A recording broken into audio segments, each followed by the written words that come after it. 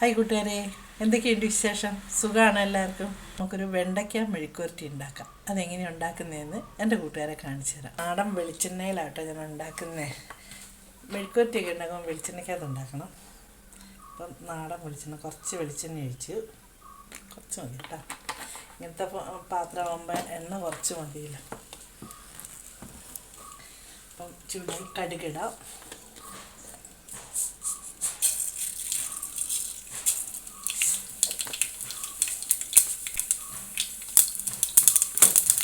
അപ്പം അതിന് വേണ്ട വെണ്ടയ്ക്ക ഇതാട്ടോ, അരിഞ്ഞ് വെച്ച വെണ്ടയ്ക്ക, ഉള്ളി, ഇഞ്ചി, വെളുത്തുള്ളി എല്ലാം കൂടെ അരിഞ്ഞ് വെച്ചേക്കുന്ന സബോള, ഒരു സബോള കേട്ടോ.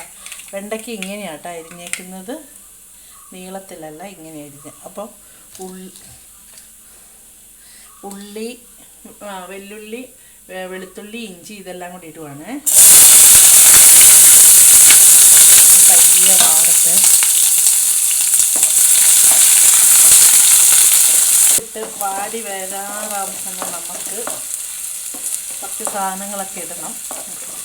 ഇത് ഇരിക്കട്ടെ, ഇച്ചിരി തീ കൂട്ടി വെക്കാം. പയ്യെ വാടി വരുന്നുണ്ട് കേട്ടോ. അതിലേക്ക് നമുക്ക് പച്ചമുളക്,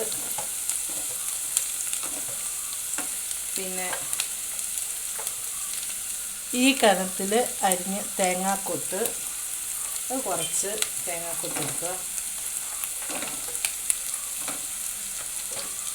പിന്നെ ഒരു 2-3 പത്തലമുളക് കടുക് പൊട്ടിക്കുക. അത് മുറിച്ചിടുവാണെങ്കിൽ നല്ല, ഞാൻ മുറിച്ചിട്ടേക്കാം കേട്ടോ. മുറിച്ചിടാം,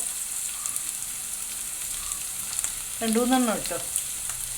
പിന്നെ കരിവേപ്പില, ഇത് നന്നായിട്ടിട്ട് നമുക്ക് വാട്ടിയെടുക്കാം.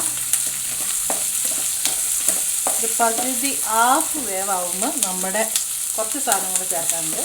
അതെല്ലാം കൂടെ ചേർത്തിട്ട് നമുക്ക് നമ്മുടെ വെണ്ടയ്ക്കാക്കൂട്ടനെ ഇടണം. അപ്പം ഉള്ളിയും തേങ്ങയും പച്ചമുളകും മുളകെല്ലാം ഒന്ന് വാടി, ഇനി നമുക്ക് ഇതിലേക്ക് ഇടാൻ കുറച്ച്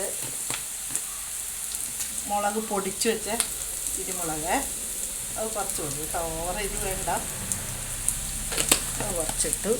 കുറച്ച് മഞ്ഞൾപ്പൊടി, 2 തരി ജീരകം കേട്ടോ, ഒരു ടേസ്റ്റിനാണ്. പിന്നെ കുറച്ച് കുരുമുളക്, പിന്നെ ഒരു ലൈറ്റ് ചുവപ്പ് കളർ വരാൻ വേണ്ടി ഇച്ചിരി മുളക് പൊടി, മറ്റേ കളറ് മുളക് പൊടി ഇടുക. ഇനി ഇവരെ എല്ലാവരെയും കൂടി ഇട്ടൊന്ന് ഇളക്കുക. അപ്പം തന്നെ കളറൊക്കെ മാറി തുടങ്ങിയില്ലേ, നല്ല അടിപൊളി കളറായില്ലേ. ഇനി നമുക്കിതിലേക്ക് കുറച്ച് ഉപ്പും കൂടി ഇടാം.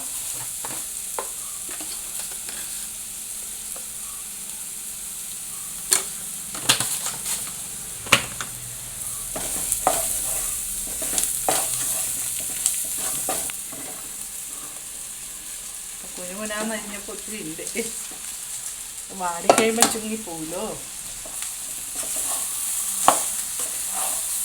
ഈ വഴുവഴുപ്പുണ്ടാവും. അപ്പം കുറച്ച് നേരം മൂടി കഴിയുമ്പോൾ പിന്നെ മൂടാതെ വെക്കണം.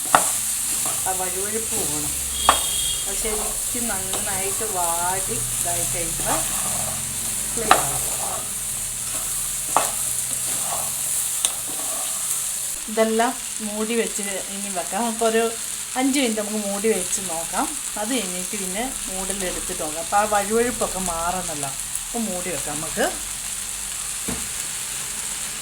മൂടി വെച്ച് തീ കുറച്ചും വെക്കാം. ഇനി നമുക്ക് മൂടി എടുത്ത് നോക്കാം.